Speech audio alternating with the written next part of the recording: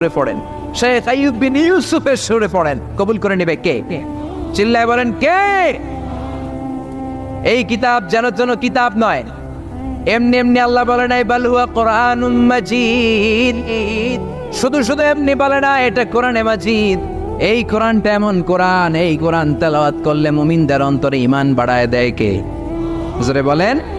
ওয়া ইযা তুলিয়াত আলাইহিম আয়াতুহু যাদাতহুম ঈমানা ওয়া আলা রাব্বিহিম ইয়াতাওয়াক্কালুন। আল্লাহর কোরআনের তাফসীর যখন করা হয় তখন মুমিনদের ঈমান বাড়ায় দেয় কে?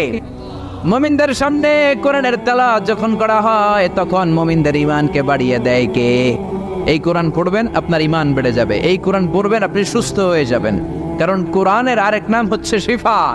কোরআনের ভেতরে শিফা দিয়েছে কে? জোরে বলেন। সূরাতুল ফাতিহার আরেক নাম সূরাতুশ শিফা, আছে না নাই? আমরা অসুস্থ হলে এইটা করি ওইটা করি, বিশ্বনবী ঝাড়ফুঁক করতেন। আঙ্গুলে একবার বল্লা পোকা কামড় দিল, আয়েশারে বললেন লবণের পানি গরম করে ঢালো, লবণের মধ্যে আছে সোডিয়াম ক্লোরাইড।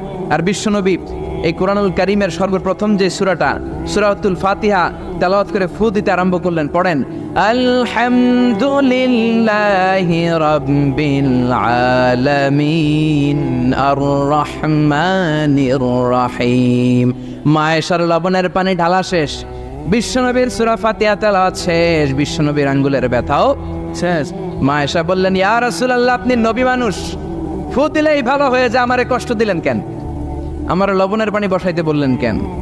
বিশ্বনবী বললেন আয়েশা, লবণের পানি দিয়ে চিকিৎসা হয় আর সূরাতুল ফাতিহা দিয়ে রুকিয়া হয়, ঝাড়ফুঁক আর চিকিৎসা দুইটার সমন্বয়ে রোগ ভালো করে দেয় কে? কেউ যেটা পারে না পারে কে? কেউ যেটা দেয় না দেয় কে? এজন্য কোরআনের মধ্যে শিফা আছে, শিফা আছে। ফু দিলেই সুস্থ, কিন্তু ওই ঈমানটা আমাদের লাগবে, ওই ইখলাসটা আমাদের লাগবে, ওই সিনসিয়ারিটি লেভেল যদি আপনি নিজের মধ্যে নিয়ে আসতে পারেন, সূরাতুল ফাতিহা পড়ে ফু দিল দুরারোগ্য ব্যাধি থেকে আপনারা সুস্থ করে দিতে পারে কে? এজন্য আল্লাহ বললেন ওয়ানুনাজ্জিলু মিনাল কুরআনি মা হুয়া শিফাউ ওয়া রাহমাতুল লিল মুমিনিন ওয়া লা ইয়াজিদুয যালিমিনা ইল্লা খাসারা। ও নবী, কোরআনকে আমি শিফা হিসেবে নাজিল করলাম।